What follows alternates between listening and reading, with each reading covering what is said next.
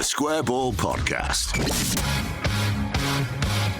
All right, welcome to the show. This is The West Stand, out on a Monday and Friday. You'll find it in YouTube. It's on your podcast app as well. Guests from across the world of Leeds United. My name's Dan Moylan. Hello to you. With me is Michael Normanson. Hello there. And NordVPN sponsor this show, a virtual private network. That's what VPN stands for. And you pop it on all your devices, up to 10 of them, on the world's fastest VPN. Michael Normanson. Well, I know this. Of course I do. Do you know what else you can use it for? Malware protection. Wow. Yeah. Tracker blocker, ad blocker. There you go. Just some stuff. Does. Thank you very much, Michael. Yep, it's all about private browsing, is that, and prying eyes. If you want to go on a public Wi-Fi network, not have people look at your traffic, for sure, get yourself NordVPN. Yeah, you can use it on your telly, your streaming stick, consoles, laptops, and so on and so forth. And you find that your internet service providers often throttle the bandwidth of your streaming traffic. So using NordVPN can prevent that. It's a single click to turn it on, and you are protected against all those little baddies, I think we're going to call them. And you can unlock geo-blocked content. 30-day money-back guarantee backed by NordVPN. To get the exclusive discount on your NordVPN plan, head to nordvpn.com/TSB. That link will give you an additional 4 months on top of your discounted 2-year plan. 30-day money-back guarantee as well if you're not happy, as I mentioned. nordvpn.com/TSB. Link is in the episode description box. Our guest today is from The Athletic, Mr. Beren Cross. Welcome back. Morning. Nice of you to little chat with Johnny House, which we're going to talk about. We're going to preview Brighton as well. Happy Halloween. Although we recorded this on Halloween Eve, we're recording it on Daniel Farke's birthday. What do you think Daniel Farke does for his birthday? Partying in Harrogate, I reckon. Yeah. Something like that. More coffee and cake, obviously. Surely. Yeah. That's the same as most days. Just quiet, keep it all under the radar. And very low key, I think. Very low key. We're heading into a match day weekend anyway. You can't be overdoing it. Although he does have slightly goth vibes as well, so he might like Halloween. I don't know. He's always in black, isn't he? So I guess it does suit his standard wardrobe. So then, what's your take on where Leeds are at the minute as we head to Brighton, to the South Coast for the weekend's game, as we tiptoe into November? Beren, are we not well placed so much as placed okay? Yeah, it's interesting how it kind of ebbs and weaves. After Burnley, I was a little bit sort of depressed, and I don't want to be one of those sort of observers that kind of flip flops based on the results. I mean, why not? We do. I know, but it's just too emotionally draining. I mean, when you're up and down that much, it completely wipes you out. So Burnley was poor though, wasn't it? Yeah, exactly. And again, we even at full time we preempted. Farke's going to say they battered them on the statistics, but anybody watching football and watching that match knew they wouldn't have scored for another 2 hours if they played. And it just felt very, very insipid. And poor old Aronson, when he misses that chance, when it's coming to him, he's going to miss it. That's just where you're at with him. You saw the starting lineup without it being a pile-on for Harrison and Aronson. I think Harrison works. Harrison works. It's like Brangelina. And you obviously always hoping you prove us wrong, you deliver a great performance, but you're expecting it to be difficult, and so it proved. And against Burnley. And as we keep saying, before the season started, we looked at this bank of fixtures, didn't we? And we knew that if they are going to stay up, they need to get the points on the board. Now, regardless of how they're playing and which silver linings we're looking for in these games where they're dropping points, ultimately they have to get the points now, like in this bank of fixtures, before it gets a little bit more difficult through back end of November and December. So Burnley left me feeling a little bit underwhelmed and a little bit worried. But as ever, a win changes everything. And what a performance by Aronson, by the way. Yeah. I mean, he was brilliant. I mean, he was the subject of our match piece on the Saturday morning, in that West Ham were truly dire, weren't they? I mean, they were horrendously bad. And as a West Ham fan, you'd be very, very worried and looking forward to the January window. Well, anybody who heard propaganda will testify, because they are not in a good place, are they must not be. I mean, you came in from the game and going, I thought it was a good battle between two teams, and it was a bit like, I'm not sure West Ham. I probably said that because we won, Michael. Because we won, yeah, I thought so. It was a good battle that we came out the right side of, yeah. Based on the memes around Nuno I was seeing on Friday night and Saturday morning, like they are already not in a good place, even with the new manager. So yeah, Leeds didn't have to play particularly well, and again, we don't want to get too carried away with any win, but Aronson was certainly the best of the bunch. And again, if we're going to give him a kicking at Burnley, we have to say he was the best, 100%, best in the team on that Friday night. So yeah, feeling okay, to be honest. I mean, the Sunderland story is impossible to ignore, isn't it? I mean, they are already halfway to safety, which is absolutely staggering when you look at it. And I don't think I'm ever going to get over those 4 points Leeds dropped against Fulham, Bournemouth and Tottenham. That's going to bother me all season, thinking about how high up the table they could be. But no, I do feel okay. The underlying stats, without sounding too much like Jesse or Daniel, they are pretty good. I mean, the defence is so good. I mean, they need to keep the clean sheets, and that is the big issue now, is have they got the quality that keeps out those low XG shots? But ultimately, only Arsenal and Newcastle have limited their opponents to fewer chances than Leeds. I mean, they are level with Man City in terms of... That was the graph that was doing the rounds, I think, Wednesday-ish, wasn't it? It was an optograph about basically sort of productivity in the loosest sense. Yeah, is it like the sort of XG goal difference almost? So that Leeds should be far higher than they are. I mean, the biggest issue is conversion, if anything. I mean, they're just... I think they're worst in the league for not burying their chances, which we can all see with our eyes with how poor old Calvert-Lewin is getting on at the moment, and some of the wider players. But defensively, whilst we haven't had a clean sheet in 6 games, it is hugely reassuring with how much they are limiting the opposition. And then Saturday again will be a very, very stern test down at Brighton. I would say nobody's taking any of this for granted, are they? I think we know there's a lot of football still to be played this season, and a lot can change. But the signs, the eye test, the signs are all pointing in the right direction. Like you say, you just got to make sure you don't let it slip defensively, and maybe you start to convert a few more chances and just keep those points accumulating on the board. Friday was the first time as well we've seen what we probably imagined pre-season was the first choice defence as well. Obviously, Goodmanson went off injured then, so we didn't get to see it for very long, but if he can get back to fitness, you would imagine that will be the defence now. Yeah, I would expect so. I think Pascal's illness gave Farke that little probably entry point that he wanted with I think we were all dancing around the word excuse there, weren't we? Yeah. I think we all would have, outside the club, we all would have probably dropped Pascal for Bijol anyway. But I just think for Farke's reasoning and his kind of how it looks, I guess. It's the ability to justify it. He doesn't want to make it look like he's just dropped Pascal and kill Pascal's confidence. So I think the illness was helpful in that sense, in that you gave him the way of getting Bijol in. And like you say, I think barring injury or devastatingly poor form, you'd imagine that back four now stays as it is for a little while. Yeah, tough one at Brighton, and they're being reunited with Georgi. Don't know if I'm ready to see him again. Would be interesting, won't it? It'd be like turning up to a wedding or something like, or a birthday and seeing your ex. I don't think he feels like that about you. I've got to be honest. I think he does. I think he loves Leeds. I think he does, and he did. Not enough to stay when a £40 million offer came in. He did cry about it, at least. He had the decency to look upset. He did, and I think both things can be true, can't they? He could be sad that he left Leeds because he clearly loved it, but I suppose the practicality from his point of view was that he wanted to stay in the Premier League and be a Premier League footballer. The opportunity presented itself, and he took it, which I understand in one sense. Don't like it as a fan, but it is what it is. Yeah, I think I agree with you. I think he genuinely did have an emotional connection with the club. I think clearly those first few months at the back end of the relegation season were not great. Obviously Allardyce wrote him off. Marsh didn't have much chance to use him because he was gone, I think, a week after the window closed. And Gracia clearly... I remember Gracia started him as the 9 away at Chelsea, and it was just awful, and he clearly wasn't ready. And, of course, going to the Championship and Farke, gets a great tune out of him in the Championship, and going into that second season, having sold Archie and Somerville, you're thinking, right, Rutter is going to be the main man now. He's going to be at the heart of this promotion-winning team. And we obviously then know what happens with the bid and how supposedly upset he was around Thorpe Arch on his final day.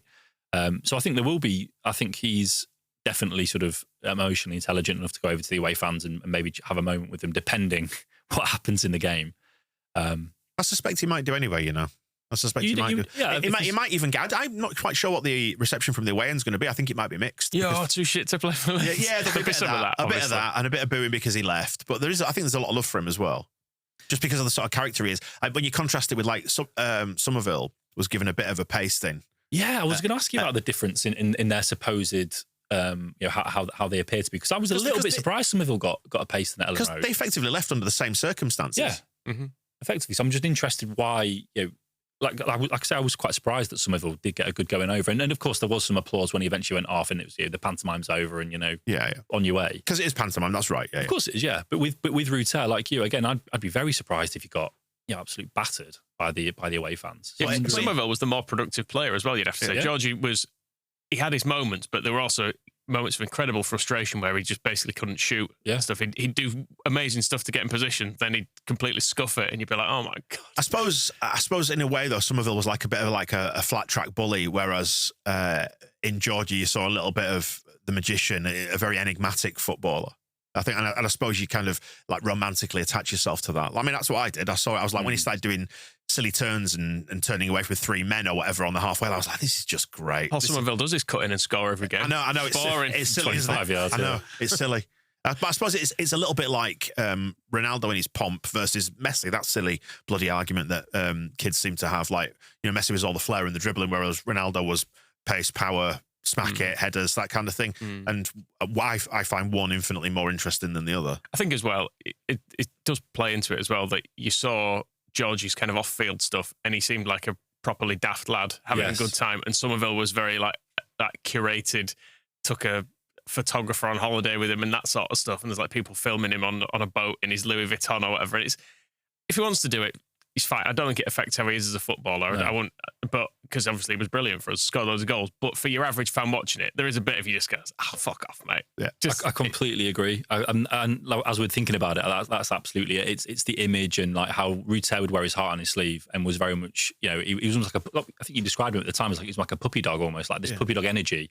Whereas Somerville, like you say, was far more sort of focused, low key, didn't really show too many emotions on the pitch, and of course the social media sort of persona was far more curated, wasn't it? Yeah. But we've no idea what he's actually like. It's worth saying for Somerville because he didn't do much, did he, in the way of interviews and stuff that I can remember, or maybe if he did, he just kept it very footballery. Yeah, I did him a couple of times, and it was rarely sort of an expressive sort of emotional side to the things he was saying. Yeah, he wasn't particularly well thought of by people at the club, I don't think, was he, though? There was never a lot of love for him internally. There was certainly murmurings about sort of his relationship with certain people without writing his character off completely. But no, there was definitely, I'd probably say, more murmurings about him than Rutter, perhaps, if you want to put it that way. Whereas where you saw like Georgie would, I remember watching before one of the games and he was sort of singing Marching On Together to himself before the game, and it's hard not for your heartstrings to go, oh, come on, I love this, I just love it. Yeah. And it's football, it's romance, isn't it? It's about falling in love. Absolutely. I wonder if he'll start on Saturday. I think Herzler's got a bit of a reputation for he rotates quite a lot. So I wonder if he'll even start. I think he played last night in the Carabao Cup and came off sort of before the 70-minute mark. And he's had his fair share of injury issues. I know that Milner's missing, which is a bit of a shame because I think we always like reuniting with Milner. Yeah, another reuniting. Yeah, another two shit to play for Leeds. At any point in the last 30 years or however long it is since he made his debut. Man's a machine. Unbelievable, isn't it? Yep. Still going. I always thought we'd get him back at some point, but we are leaving it late, it must be said. Yeah, I suppose if he comes back like Howson has done actually. Yeah, that's an interesting point. I think I guess the window was maybe when they went up with Bielsa. Do you think? I think he was probably just still productive enough for Liverpool for them not to kind of make it easy for him to leave. I think Klopp kept him on for a couple more years, just as Leeds had got back up, and that might have been the window to get him back. But yeah, I would imagine it's far gone now. Like you say, if anything, it's going to be as a coach if he wants to pursue that route. He's quite a bit older than Johnny Howson, though, isn't he? And he must be 2 or 3 years older. Crazy when you put it like that. Must be 2 or 3 years older than Howson, must Milner. Yeah, I would say. He certainly made his debut in the Premier League, didn't he? It must take. Yeah, and Howson didn't break through till 06. I mean, it's a cliche, but it must take such incredible self-discipline to maintain a career for what? He broke through at 16, so he will have had to have been disciplined before that. You're talking wild, isn't it? 25 plus years of just absolutely staying in the lane where it comes to football. I remember being in like year 7 or year 8, and we'd come into school the morning after. Was it at Sunderland he scored? Yes, he scored the first goal. And we were thinking, because Ed Rooney scored that year as well, and there was this breakthrough of these 16-year-olds. Yeah, and you think, God, there's another one. Leeds have got a 16-year-old called Milner who's just scored. Was it Venables who put him in? Yeah, it was. It will have been. It was certainly Venables. I remember on the picture of him signing on his birthday. That was when Milner looked like a little spotty child. It was like you sort of looked at him and you went, "Well, he can't play in the first team. Look at him, but he's an actual kid." And then he was there, and he was brilliant, incredible. And to go them through school and university, and then my working life, and here we are now covering Leeds, and he's still going at Brighton is absolutely. I mean, like you say, the discipline. I think he's known for being teetotal, isn't he? So I think his body is a temple and is needed to be. But I mean, Brighton don't sort of give out contracts, freely. I mean, they clearly wanted him in there because they felt he could still do a job. Is he gone past 40 yet? He's 40 in January, just after Christmas. Wild. Yeah, 4th of January, he turns 40 years old.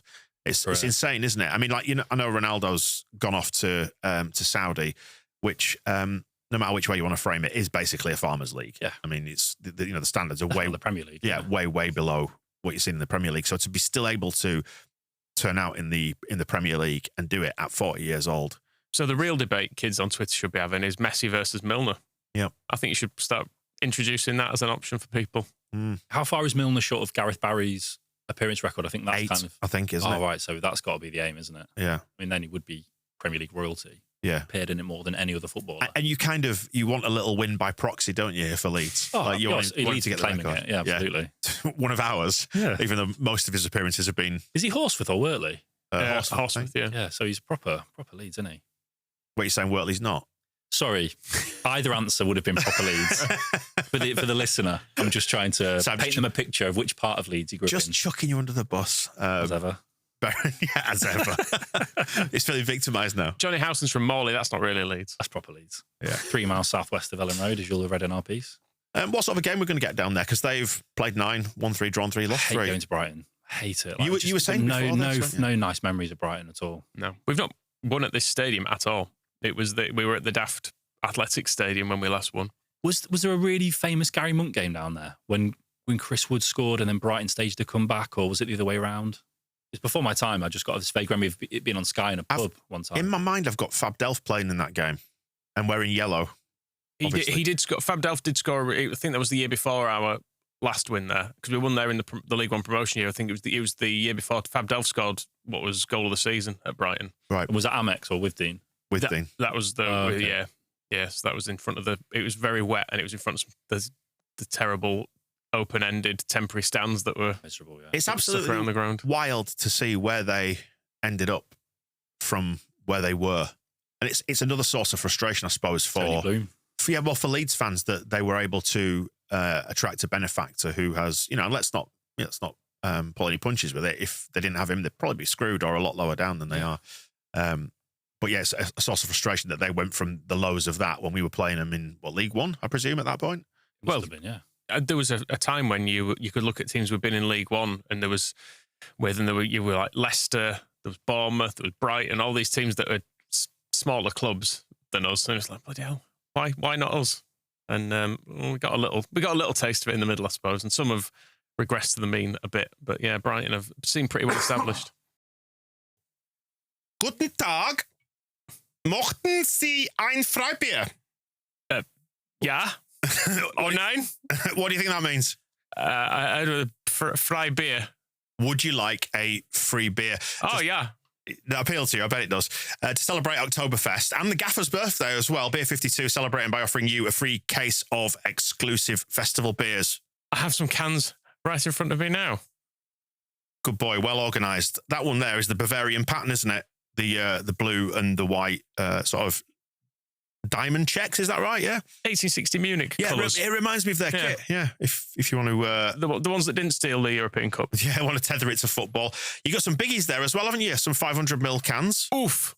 Look at the height. Look at the girth.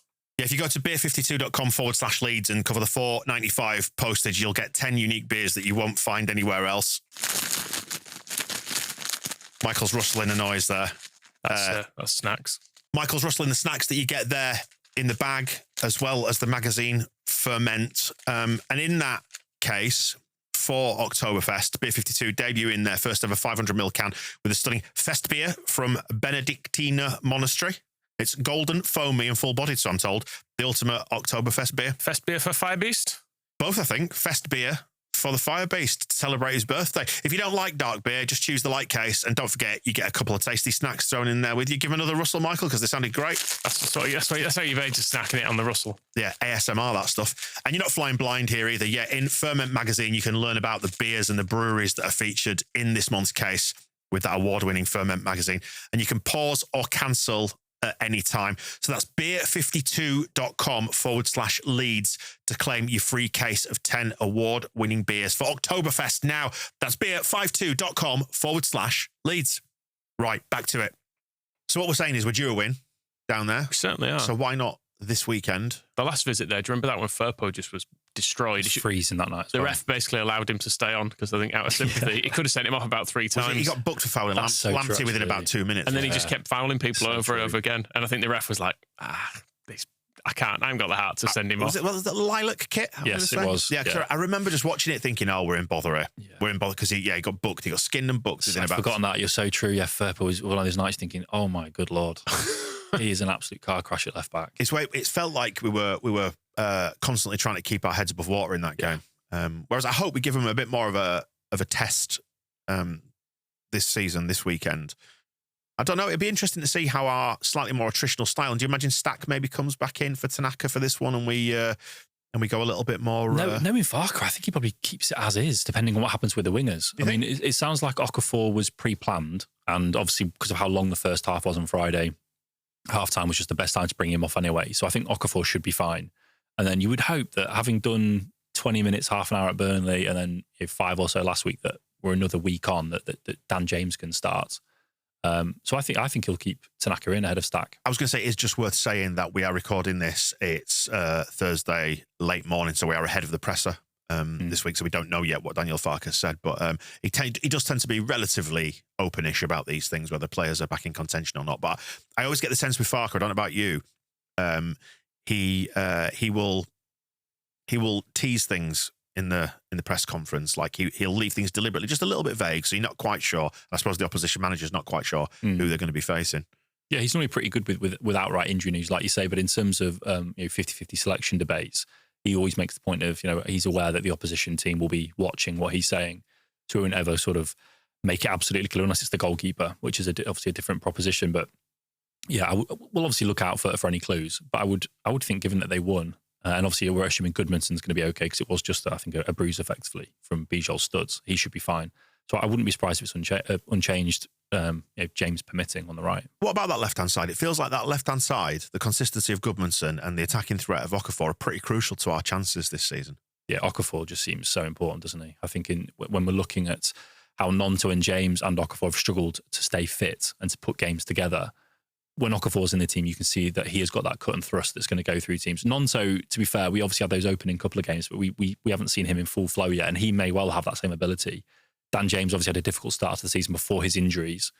So I think Okafor is crucial. If they are going to improve this conversion rate and they are going to use Calvert-Lewin as that kind of launch pad and target man that they can feed off, Okafor's got the ability to then put away chances off the back of that. That direct running is so crucial, isn't it, in the Premier League?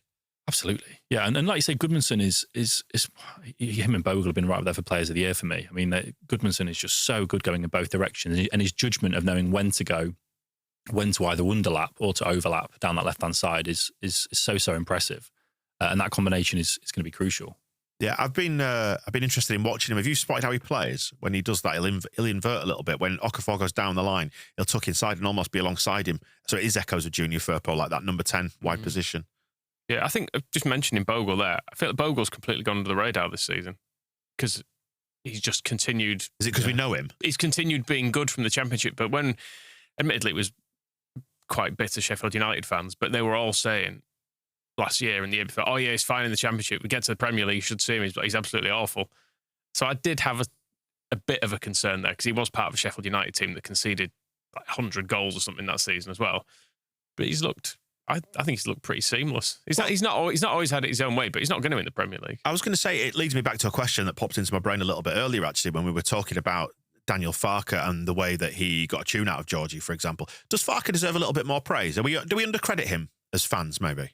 You know what, Dan, it's absolutely fascinating you said that, because this week I've had a proper look at the Championship this week, and you look at the absolute state of the 3 relegated teams and you think, it wasn't a gimme when Farke came in 23-24. And again, every season is different. Every club is in different circumstances with a different profile of player. And generally, relegated clubs do pretty well. And I would say this year is quite an extreme example of how poorly all 3 have done. But if you are looking at that and how badly, it wasn't an automatic gimme that Farke was going to get them what was to a losing playoff final in 23-24. But you look at how Southampton, Leicester and Ipswich are doing with very, very good squads still.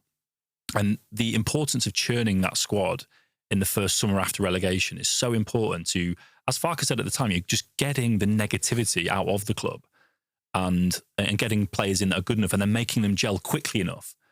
So I think maybe, again, with history will come to show perhaps how well Farke did over those years, and maybe we didn't give him the credit that he may have deserved, because it wasn't, maybe it shouldn't have been an automatic assumption that they would be as competitive as they were. Yeah, you do look at the squad he inherited as well, and now you go, oh, well, it was a brilliant squad. But at the time, we weren't really sure about Firpo, about Rutter, about Somerville. Yeah. there were quite a lot of players in that team that you were like, I don't know, they might completely disappear in the Championship, because that can happen as well. That you come down from the Premier League with people who seemed of a certain level, and they James can drop it. Yeah, Dan well. James as well. Like we had assumed more or less when he got sent on loan to Fulham that was him done at Leeds. Absolutely. And then he came back and he's been brilliant for us. So, and likewise, you look at Southampton's squad at the start of the year and you go, well, okay, they've come off the back of a terrible year, but it's probably good enough. Adam Armstrong. We wanted Cameron Archer. Everyone was desperate for Cameron Archer in January. You can't hit a barn door in the Championship now. Adam Armstrong, one of the most lethal strikers the Championship's seen in recent years, just can't get a tune out of him at all. It's just these even Ipswich's squad on paper, when you look at it, is remarkable. I think they broke the Championship spending record for that Norwegian fella they got in. But on paper, these squads should be absolutely walking it. Even Leicester have got Fatawu and Patson Daka, one of the IU lads. These squads should be right up there, and they're in absolute disarray. So, like I say, maybe history will come to show that Farke did a far better job than we expected. And even in the Premier League, yes, they're 15th at the moment, and the points have been dropped. But we've seen how poorly promoted teams have done recently. Maybe from where they are now, if it gets better, I mean, maybe you could have a great season. Actually, and I suppose the example is a little bit more obvious in the Premier League when you look at the teams that are currently right at the bottom of it, of West Ham, who have clearly got talented players, but it's all just coming off the rails there. They're all unhappy. It's got toxic. Wolves has been a slow burn, but it looks like they're finally going to go through the trapdoor. And I suppose what I'm talking about here is the intangibles of when Farke did take over, and then the churn each summer, trying to hold it together. And it's not something we can see as fans, so maybe we disregard it a little bit at the time because we're so immersed in the idea of churning the squad, getting the players in and starting to get results, because it's a results business. I think the questions around Farke, in Premier League-wise anyway, are that he's got a poor record here with Norwich, and people are still unsure sometimes about his in-game management and stuff. Like he's a bit slow to make subs. I think you probably won't hear an awful lot of criticism about in some ways, the off-field stuff he did, like the way he steadied the ship and the way he's very calm and all that stuff. I think he's brilliant. It's just occasionally you look at, like, even the West Ham game, you could say second half to play like that in a game we were dominating.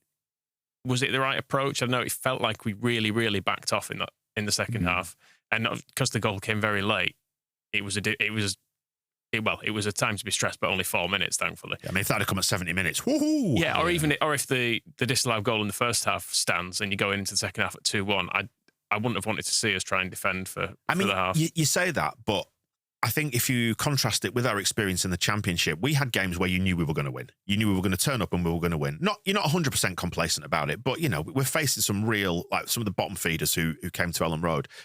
Whereas, and I know we are in that sort of bottom third of the table anyway, but absolutely nothing is a given in the Premier League. We went behind against Wolves. We conceded that goal against West Ham, and they're the bottom two at the minute. And it goes back to the thing that was touched on, I think, quite a bit during the show this season, which is how hard goals and points and wins are to come by in the Premier League, and the sort of the fine margins that everything is balanced upon. Because if West Ham score early enough, tails go up, and you never know, they get back into that. We drop another couple of points at home, or even God forbid lose it, and suddenly it gets very anxious around Leeds, doesn't it? So imagine the discussion we'd be having today if they'd have grabbed another late goal. We'd be properly miserable, and we would not be talking about maybe Farke's done a good job for flip-flopping, it'd be the recency bias on it and stuff. I think to look at the job he did in the Championship, you can't really fault it, I don't think. No, I think what you're probably referring to or steering towards is that you can see what his limitations are, because he can't, by definition, be the best coach in the Premier League because we're not at the top. There's the whole squad thing behind it that obviously you've got to contend with. But I think he's given himself a chance anyway, hasn't he, of succeeding. And like I say, there's a long way to go yet. There's a lot of football still to be played. It could still go wrong. However, everything we've seen so far suggests we've got it in us to be all right. Whether we are or not, let's see. Yeah, I thought on Friday, I agree that the second half was a real tough watch at points. And post-match, Farke obviously suggested that it'd been a far more difficult week than he'd let on in the press conference. There'd been a lot more illness. Players were a lot more jaded and tired. And ultimately, they couldn't sustain the level that kept West Ham back. So that was he made it wasn't his choice to drop in and be that negative. It was just a case of the players' levels were dropping off. So again, we have to take that on its merits and hope that in future circumstances they don't drop off in the way they did, because it was quite alarming to all of us that they sort of were giving West Ham that territory at the very least. And obviously I want to see Dan James come on far early, just to give West Ham pause for thought and somebody that could punish, because obviously West Ham had nothing to lose. Of course, they're going to put all 10 outfield players in the Leeds half. And you're thinking, well, if you've got Dan James on there, that's at least somebody that you can get the ball over the top to, and he will punish West Ham and score the third goal if they are going to commit as many men as they were. And obviously Farke always has his reasons not to. And I agree with you. I think that remains the one thing that the most frequent thing that we whinge about is the substitutions, the in-game management. And again, time will tell how that plays out this year. But more broadly speaking, I think when you talk about the underlying statistics, as boring as that is and as unhelpful as that is, because it doesn't get you points and it doesn't keep you up, where do you stand on the argument that if the underlying data is working, that's a system thing that Farke is crafting and he's making them defensively solid. He's making those wider, broader decisions that makes them as solid as they are and creates as, I think, the sort of mid-table for chances created. Would you then argue that it's on the players and maybe the lack of quality that then converts the low XG conceded into clean sheets and and fails to convert the chances into goals? Do you think that's more of a player issue than a Farke issue? I think so. I think that one of the comments that Angus Kinnear made when he came in here that really stuck with me and resonated was, he said, you just can't churn your squad fast enough. That's the PSR limits don't allow you to get the requisite players that are good enough to kick you on to that level where your chance conversion increases. That that was the subtext of it. But he just said, you just cannot churn your squad fast enough. And it stuck with me, and I've reflected on that. And I agree with it. You can see it. I mean, like, you know what Dominic Calvert-Lewin is. The fact that he's at Leeds, we have to be honest about what our position is as a newly promoted team. He's going to come with some limitations because he'd be in the Champions League otherwise, wouldn't he? Yeah. So, and it's the same with the wingers. So it's a trade-off in various positions, isn't it? Of course. Like Okafor comes with a lot of talent, but obviously a bad injury record. And, Longstaff has had to take a step down in order to secure himself kind of first-team football. So there are parameters that we're operating within that I suppose are difficult to escape. And that's why the goal year one is just to stay up. Yeah.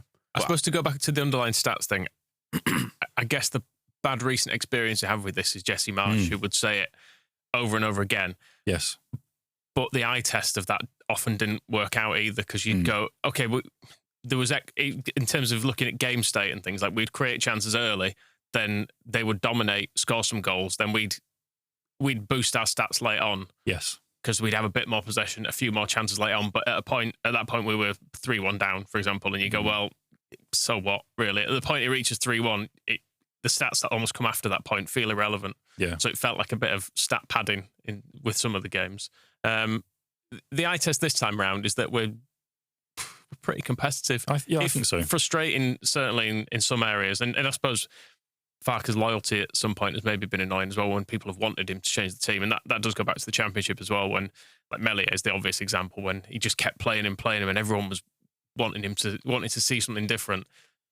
But then I guess his argument might be, well, behind the scenes, it keeps a bit more harmony in the dressing room, and people actually, it has an unseen effect. Does that sort of thing. And maybe that again plays into the argument I was making about the Championship those years, and how maybe these are the little things that outwardly we don't like, but inwardly he knows those little things are needed or necessary for the dressing room, because he can obviously see the dressing room dynamic. He can see who's friends with who, or how the hierarchy works, or what's going to retain morale at a certain level. So maybe he thinks it's worth taking the flack from the fan base on Meslier decisions, because for whatever reason, privately, that's kind of what the team needs, maybe. So yeah, I mean, if we are looking at it as a Farke debate, then maybe there is only so much Farke can do. Like, so Farke can't make Brendan finish that chance at Turf Moor. He can help the team be in a position where they create that chance, as they did. Anthony gave it away, but Leeds then were in a position to counter on it. He can't make Goodmanson not head that ball in at Fulham. He can't make Calvert-Lewin score those 3 chances against Spurs or Bournemouth, whichever game it was. So maybe, again, maybe if system-wise, Farke's doing as best he can, but he can't go on the pitch and make the players do those things. He can put them in a position to do it. But ultimately, maybe that is where the limitations are of a newly promoted squad. Bielsa always said that, didn't he? You can get it so far, but you can't make the striker put the ball in the net. So I believe him. And maybe Farke as well. He's done all right.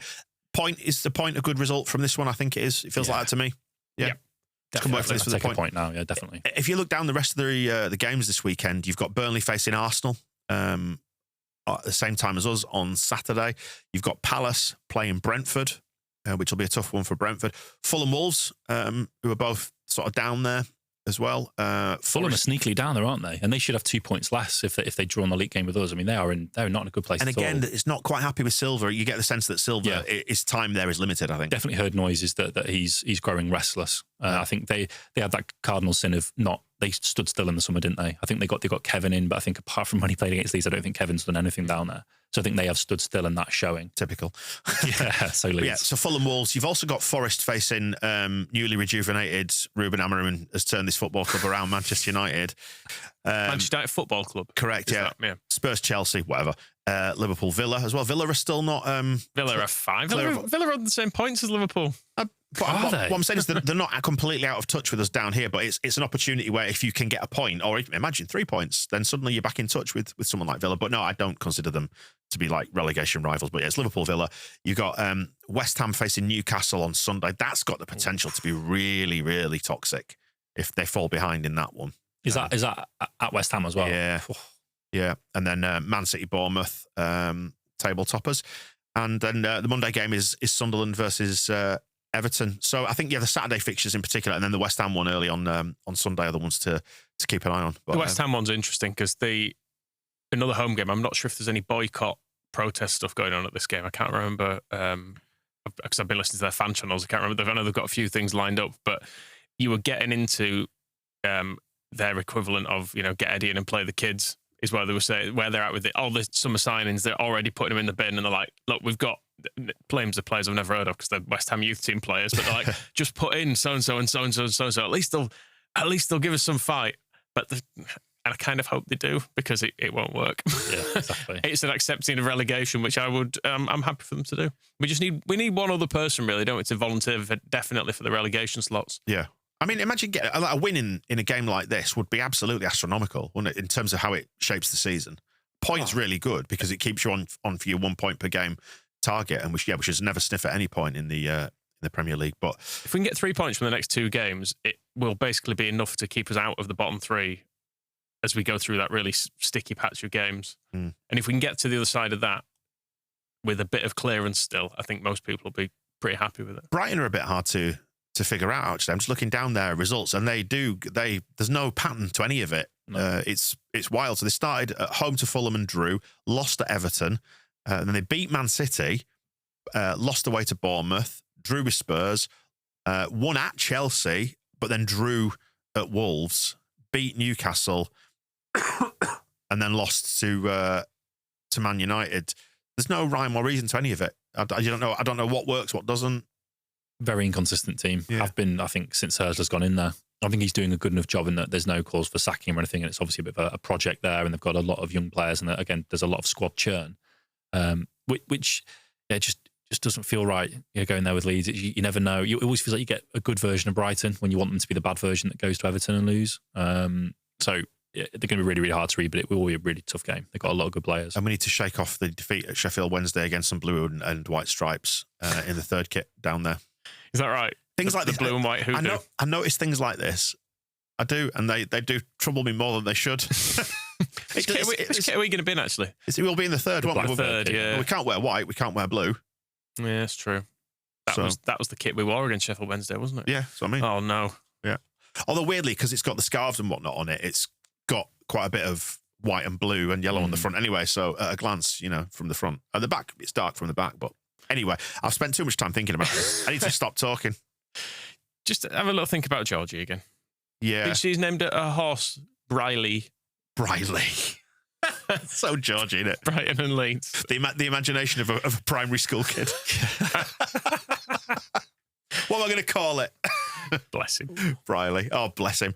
Just don't do it. Yeah, scores. Just don't do anything. And what we need him to look all wistful and sad because he doesn't want to inflict pain. Fully Jermaine Beckford it. Yeah, completely. I think that's what Milner's doing with his injury.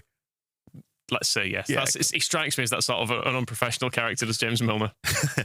Safe travels down then, Brentford. Beren.